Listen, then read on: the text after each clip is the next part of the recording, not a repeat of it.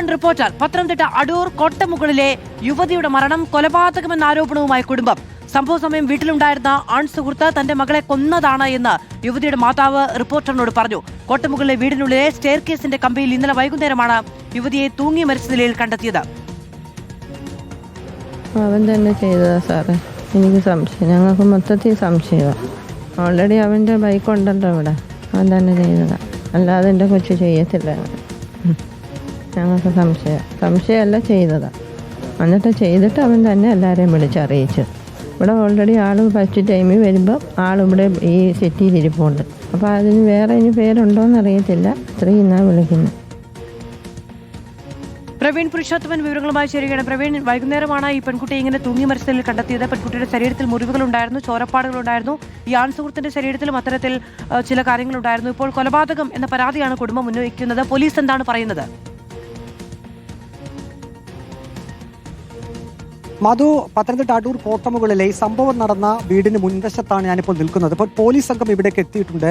മൃതദേഹം ഇതുവരെ വീടിനകത്തു നിന്നും മാറ്റിയിട്ടില്ല. ഇപ്പോൾ ഇൻക്വസ്റ്റ് നടപടികൾ പുരോഗമിക്കുകയാണ്. ഇന്നലെ രാത്രിയാണ് 31കാരിയായിട്ടുള്ള ഷെഹനയെ ഈ വീടിനുള്ളിൽ തൂങ്ങി മരിച്ച നിലയിൽ കണ്ടെത്തിയത്. ഇന്നലെ 6:30-ക്ക് ശേഷം ഈ വീടിനുള്ളിൽ നിന്നും ചില സംസാരങ്ങൾ, ഉച്ചത്തിലുള്ള സംസാരങ്ങൾ ഈ അയൽപ്പക്കക്കാർ കേട്ടിരുന്നു. അങ്ങനെ അയൽപ്പക്കക്കാർക്ക് ഒരു സംശയം തോന്നി വീട്ടിലേക്ക് എത്തുകയായിരുന്നു. വാതിൽ അടഞ്ഞു കിടക്കുകയായിരുന്നു. വാതിലിൽ തട്ടി അയൽപ്പക്കക്കാർ വിവരം ശേഖരിച്ചു. ഇതിനിടെ അടൂർ നഗരസഭാ കൗൺസിലർ ഇവിടേക്ക് എത്തിയിരുന്നു. അങ്ങനെ അവരുടെ എല്ലാം സാന്നിധ്യത്തിൽ വാതിൽ തുറന്ന് നോക്കിയപ്പോൾ ഒരു ചെറുപ്പക്കാരൻ വീടിനകത്തു നിന്നും പുറത്തേക്ക് ഇറങ്ങി വരുന്നുണ്ടായിരുന്നു. അകത്ത് കയറി പരിശോധിച്ചപ്പോഴാണ് ഈ ഷെഹനയെ സ്റ്റെയർ കേസിന്റെ ഭാഗത്ത് ഷാളിൽ തൂങ്ങി മരിച്ച നിലയിൽ കണ്ടെത്തിയത്. പിന്നീട് അടൂർ പോലീസും സ്ഥലത്തേക്കെത്തി വിശദമായിട്ടുള്ള അന്വേഷണം നടത്തി. ഇപ്പോൾ ഷെഹനയുടെ മാതാവാണ് ഇപ്പോൾ റിപ്പോർട്ടറിനോട് പ്രതികരിച്ചത്. മാതാവ് പറയുന്നത് ആൺസുഹൃത്ത് തന്നെയാണ് തൻ്റെ മകളെ കൊലപ്പെടുത്തിയത് എന്നുള്ളതാണ്. ഇതാ കാണുന്ന വീട്ടുമുറ്റത്തിരിക്കുന്ന ആ ബൈക്ക്, അത് ആൺസുഹൃത്ത് വന്ന ബൈക്കാണ്. ആ ബൈക്ക് ഇപ്പോഴും അവിടെ തന്നെ ഇരിപ്പുണ്ട്. അപ്പോൾ ഇവിടെയുള്ള നാട്ടുകാരും ഒപ്പം തന്നെ പോലീസ് എത്തിയപ്പോഴും ഈ ആൺസുഹൃത്ത് ഈ വീട്ടിൽ തന്നെ ഉണ്ടായിരുന്നു. ആൺസുഹൃത്ത് ഇപ്പോൾ പോലീസ് കസ്റ്റഡിയിലാണ്. വിശദമായിട്ടുള്ള ചോദ്യം ചെയ്യൽ നടക്കുകയാണ്. ഇപ്പോൾ അയൽപ്പക്കക്കാരും നമ്മോടൊപ്പം ഉണ്ട്. ഇന്നലെ എന്താ ശരിക്കും സംഭവിച്ചത്? ഞങ്ങൾ വന്നപ്പോൾ എൻ്റെ ഒരു പയ്യൻ നിൽക്കുന്നുണ്ടായിരുന്നു. അത് കഴിഞ്ഞിട്ട് ഞങ്ങൾ ഡോറ് തുറന്ന് നോക്കിയപ്പം ഷാളി തൂങ്ങിയ നിലയിൽ കുട്ടിയുണ്ടായിരുന്നു.